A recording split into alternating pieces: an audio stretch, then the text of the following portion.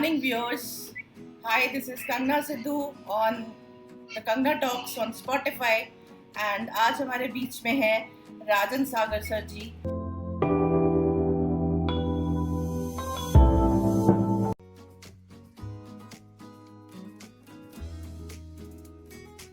जो कि Palam Bihar residents association के प्रेसिडेंट हैं और हम आपका तहे दिल से स्वागत करते हैं सर. नमस्कार.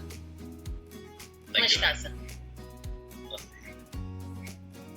तो राजन सर, कुछ अपने बारे में सबसे पहले आप अपना इंट्रोडक्शन दीजिए हमारे व्यूअर्स को. मैं माइसेल्फ राजन सागर. बेसिकली मैं रियल एस्टेट है मेरा बिजनेस और यहाँ पालम बिहार में RWA प्रेसिडेंट हूँ मैं यहाँ पे.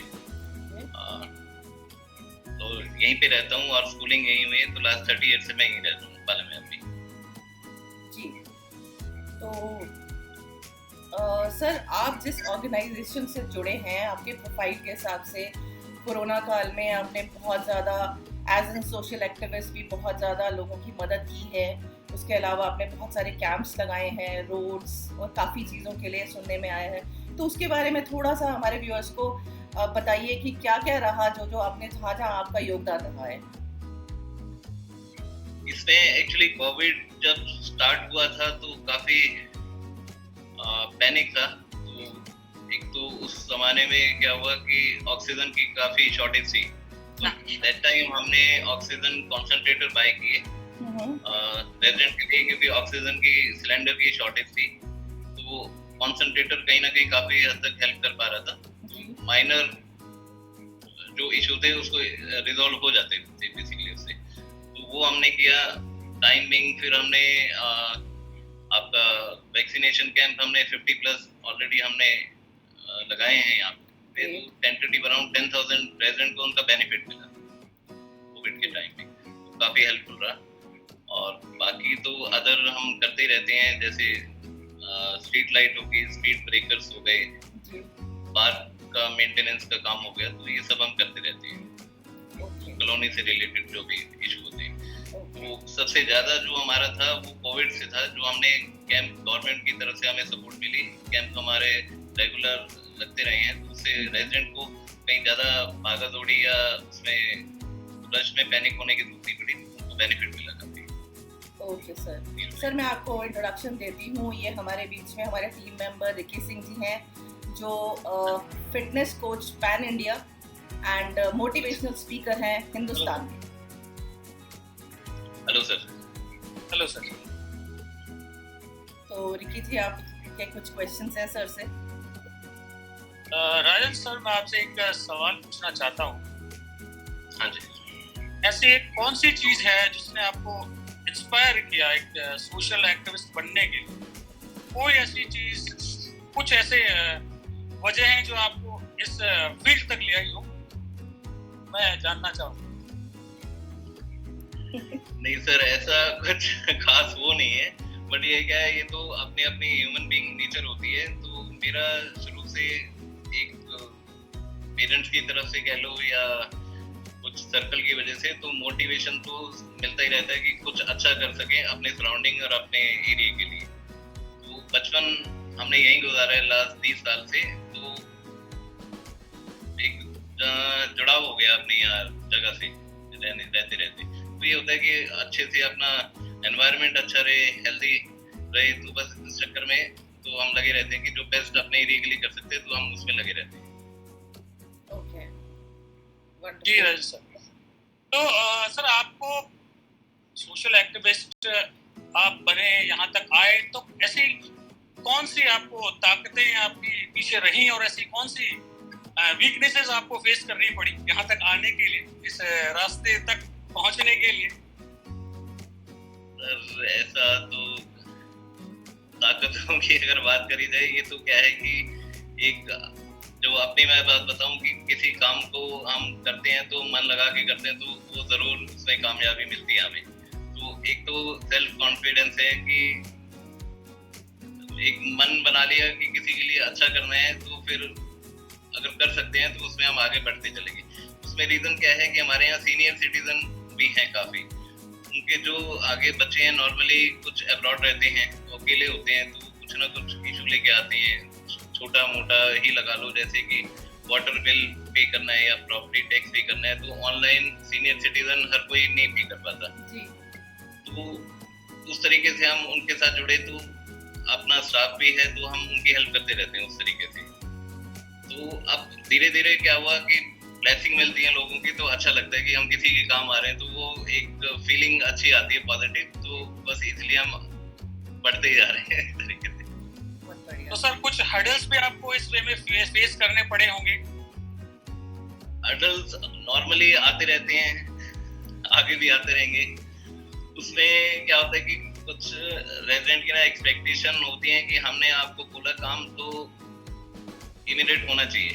अब गवर्नमेंट जो है सिस्टम सभी को पता है कि थोड़ा इतनी जल्दी मूवमेंट होती नहीं है उनके मैनेजमेंट से, वो हर चीज में टाइम तो लगता ही है। तो उस तरीके से कुछ लोग नाराज भी हो जाते हैं कि हमने काम बताया आपको और अभी तक हुआ नहीं है, तो थोड़ा सा वो पैनिक भी हो जाते हैं। तो हमें पेशेंटली उनको समझाना पड़ता है कि थोड़ा पेशेंस रखो, हम लगे हुए हैं बट थोड़ा टाइम लगेगा। तो बस ये चीजें होती हैं, एडल्ट हैं एक तरह से, कि लोग ना पैनिक हो जाते हैं कि हमने बोला और काम नहीं हुआ हमारा। तो ये अब मैं आपको इंट्रोड्यूस करती हूँ वैशाली जी को। शी इज बहुत अच्छी शेफ भी हैं, स्पॉटिफाई की पॉडकास्ट स्पीकर भी हैं, मेरी टीम मेंबर भी हैं, इवेंट्स भी करती हैं और मोटिवेशनल स्पीकर भी हैं। सो वैशाली जी। नमस्कार सर। सर मैं आपसे एक बात पूछना चाहती हूँ, जैसे जब आप अपना काम करते हैं और आपकी इस एनवायरनमेंट हमारा इतना प्रेशराइज है, मतलब हर लिहाज से माहौल में, आप देखिए कोविड चला गया है पर कोविड नहीं गया है, स्टिल देयर, छोटी छोटी चीजें ऐसी हैं, तो इतने प्रेशर के साथ आप अपनी जो प्रायोरिटीज हैं उनको कैसे आप मैनेज करते हैं कि मुझे ये पहले करना है, मुझे ये बाद में करना है? आप इनको काउंट डाउन पे कैसे देते हैं कि नहीं, this has to be done पहले और ये बाद में होना चाहिए? इसमें तो फैमिली की सपोर्ट बहुत है मेरी वाइफ है, मेरी सिस्टर है अंडर, तो सबसे ज्यादा तो मोटिवेट वही करते हैं और सपोर्ट करते हैं। तो घर के जो नॉर्मली काम होते हैं, जो कई बार डांट भी पड़ जाती है कि बाहर ज्यादा करता हूँ, घर के छोड़ देता हूँ। सर आप भी डांट पड़ते हो? सबको पड़ती है।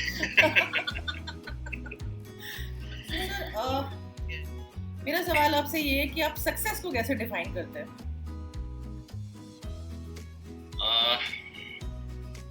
लोगों को जब उनके काम हो जाते हैं, उनको खुश देखता हूँ, जब वो ब्लेसिंग हमें देते हैं, तो वो सक्सेस फील करता हूँ मैं अपने लिए। जी जी जी। तो अच्छा लगता है। और सर आपके कुछ अचीवमेंट्स या जो भी आप अकम्प्लिशमेंट्स रहे हैं, उसके बारे में कुछ हमारे व्यूअर्स को बताइए, क्या क्या आपने अचीव किया है? अचीवमेंट तो यही है कि लोगों के जब काम हो जाते हैं, वो हमारे लिए सबसे बड़े अचीवमेंट है, क्योंकि खासकर सीनियर सिटीजन जो अकेले यहाँ रहते हैं, वो बड़े परेशान रहते हैं। तो जब उनके काम हो जाते हैं, वो ब्लेसिंग देते हैं, तो हमें बहुत अच्छा लगता है कि चलो हम किसी के काम आए। तो हमारे लिए तो अचीवमेंट है लोगों के काम होना, तो वो सबसे बड़े अचीवमेंट है हमारे लिए बेसिकली। यही कहूँगा।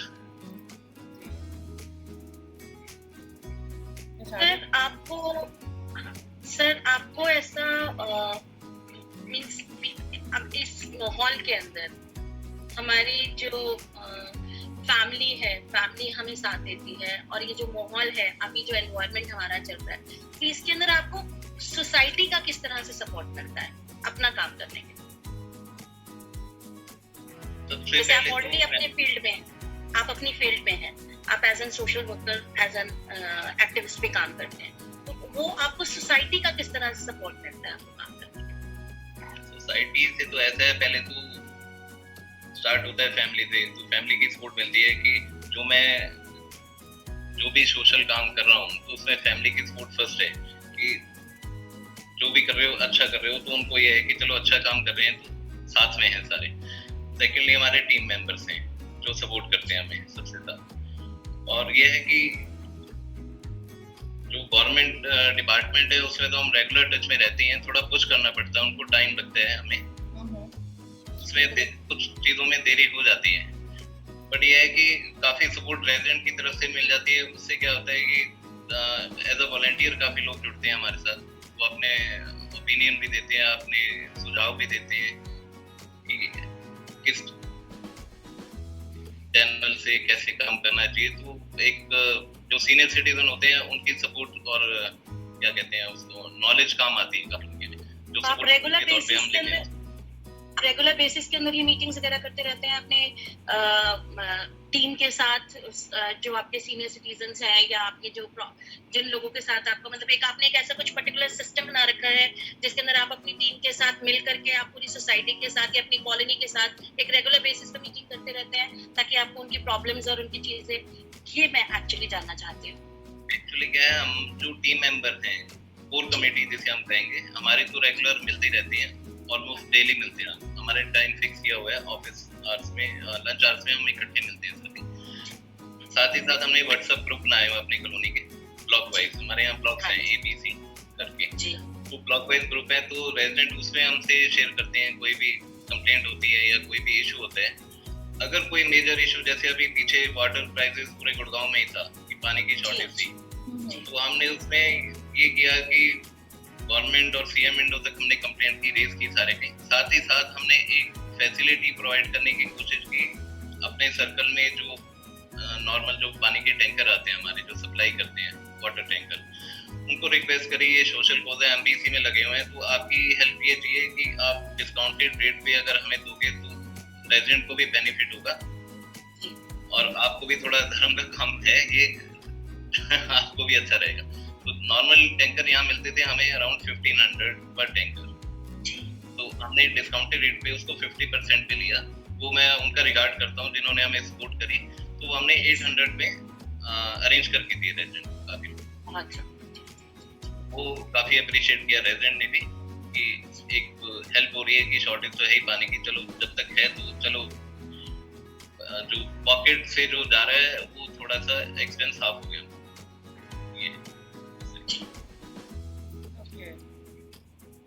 सर आप इतना बिजी रहते हैं, तो आपके पर्सनल लाइफ और प्रोफेशनल लाइफ में कुछ भी ऐसे प्रॉब्लम्स आते होंगे, या फिर कैसे मैनेज करते हैं आप दोनों तरफ को? नहीं, प्रोफेशनल और पर्सनल में तो ये है कि आते तो हैं, जैसे मैंने आपको पहले ही बोला कि डांट पड़ जाती है कभी कभी तो उसमें कर लेते हैं मैनेज। उसमें ये है कि एक अंडरस्टैंडिंग है हमारी फैमिली में। चलो ये है, बाहर तो एक्चुअली फैमिली तो पूरी कॉलोनी है, जैसे मैंने आपको बताया, तो रेजिडेंट सारे ही फैमिली मेंबर हैं, बट ये है कि घर में तो हम कोऑर्डिनेट कर लें आपस में मेंबर्स, तो मैनेज कर लेते हैं।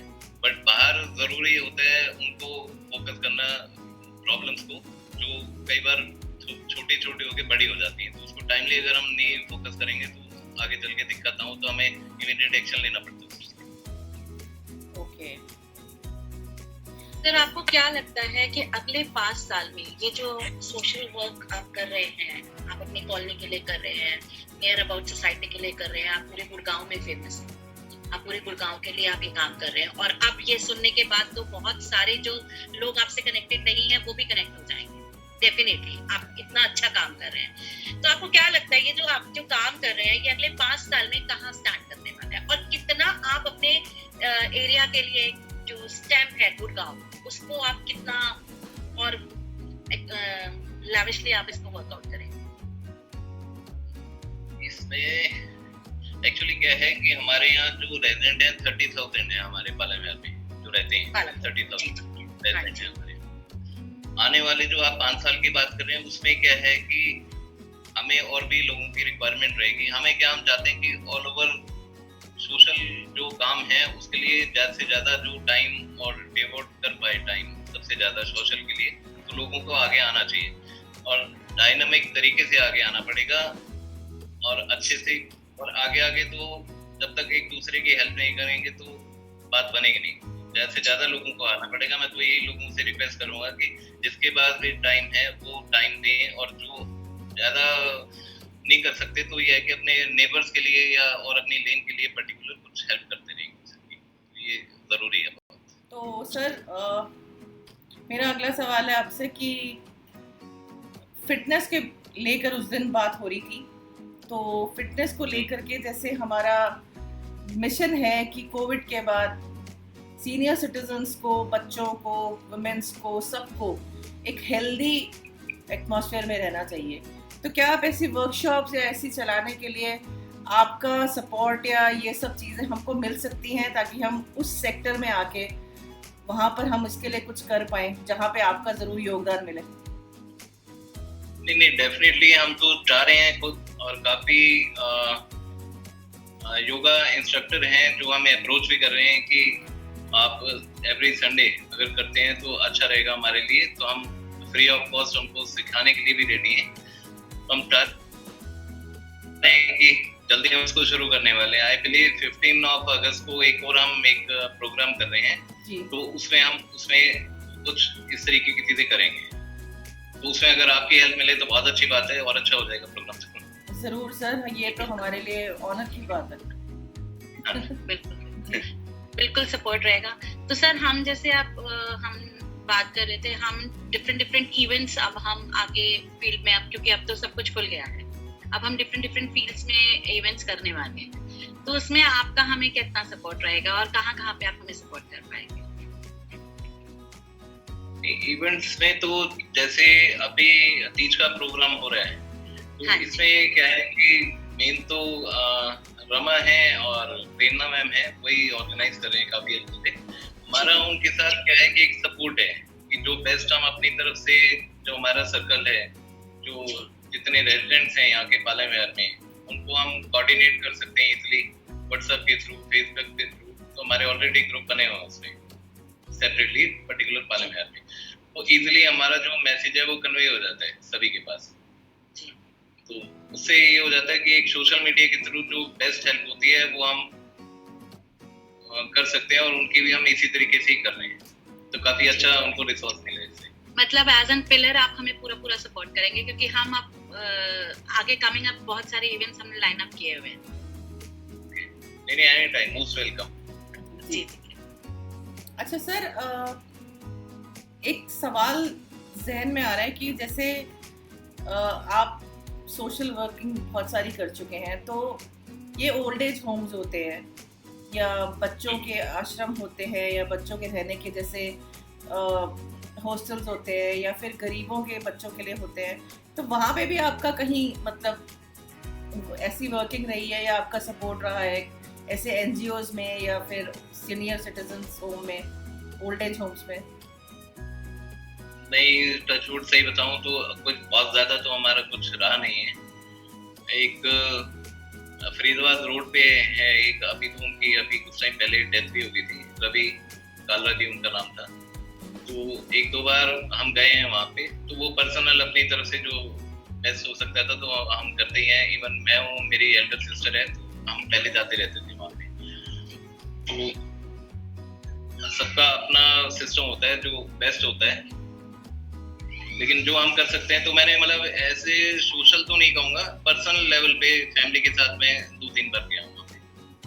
जो बेस्ट हुआ हमने किया वहाँ पे। ओके। सीनियर सिटीजन है। तो सर हमारे व्यूअर्स को, हमारे लिसनर्स को या हमारे जितने भी जिनको आपके सपोर्ट की बहुत ज़रूरत है और आप वो इस स्पॉटिफाई के माध्यम से आपको जान सकेंगे, तो उनके लिए कोई मैसेजेस देना चाहेंगे आप? मैं ज़रूर देना चाहूँगा, क्योंकि जिस फील्ड में हम हैं तो मुझे लगता है मुझे हमारे जैसे और भी काफ़ी लोगों की ज़रूरत है। खाली हम जितना हम कर सकते हैं हम कर भी रहे हैं, लेकिन हम चाहते हैं कि ज़्यादा से ज़्यादा थोड़ा सा टाइम, अभी थोड़ा सा बिजनेस को लेके, जॉब्स को लेके थोड़ा सा क्रूशियल है, लोग परेशान भी हैं।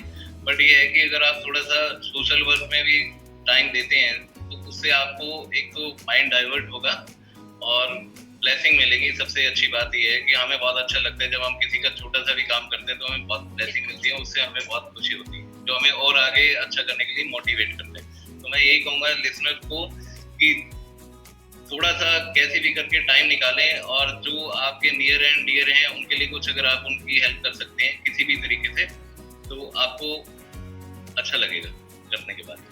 जी, तो ये है हमारे बीच में Rajan sir ji. Over to you Vishali. Thank you so much sir, thank you so much, आपने इतना प्रीशियस टाइम निकाला हमारे लिए। तो व्यूअर्स, ये थे हमारे राजन सर जो कि तहे दिल से, तन मन और धन से बहुत सेवा कर रहे हैं। तो I hope you guys are going to love this story और आप लोगों को बहुत पसंद आएगी। तो इसे ज्यादा से ज्यादा शेयर कीजिए, लाइक कीजिए, ताकि ये स्टोरी हर घर और हर दिल तक पहुंच सके। Thank you so much, thank you so much Rajan sir. Thank you Spotify and team, thank you.